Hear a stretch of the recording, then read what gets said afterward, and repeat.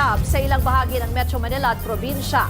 Sa Maynila, nasunog ang mga alagang isda.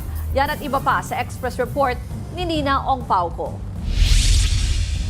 Kuha sa drone video na ito ang lawak ng sunog na lumamon sa residential area sa Barangay Kulasi sa General Santos City pasado alas 11 kagabi.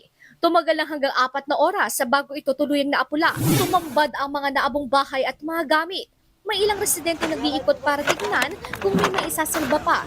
May ilan naman sa kalsada muna nagpalipas ng magdamag kasama ang pamilya at ang mga nakuha nilang mga gamit. Naalam pa kung ilan ang apektadong residente.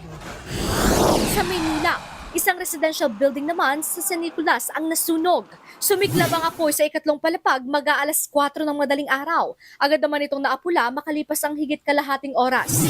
Wala namang residente na sugatan o nasawi pero may namatay na alagang isda. Kasi may mga display din na pang-recreational fish na inaalagaan sila.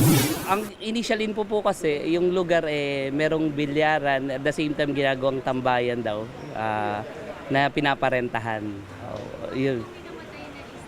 Naka-display po doon sa aquarium, malapit po doon sa pinaka-origin ng apoy. Sa Quezon City, isang 3 palapag na bahay naman sa Batasan Hills ang natupok. Ayon sa ilang nakakita, bandang alas 4 ng madaling araw napansin nila ang pagliyab mula sa ground floor. Agad naman nakalabas ng bahay ang mag-asawa kasama ang kanyang anak at isang apo. Alas 4:42 ng madaling araw, idiniklarang fire out, wala namang nasawi o nasaktan sa magkakahiwalay na sunog. Patuloy ang investigasyon sa mitsa ng apoy. Nagbabalita mula sa Frontline, Nina Ong Pauco, News 5. Mga kapatid, ako po si Ruth Cabal. Maging maalam at may pakialam sa mga may init at rumaratsadang balita sa Frontline Express. Para maging updated sa balitaan, mag-subscribe lang sa social media pages ng News 5.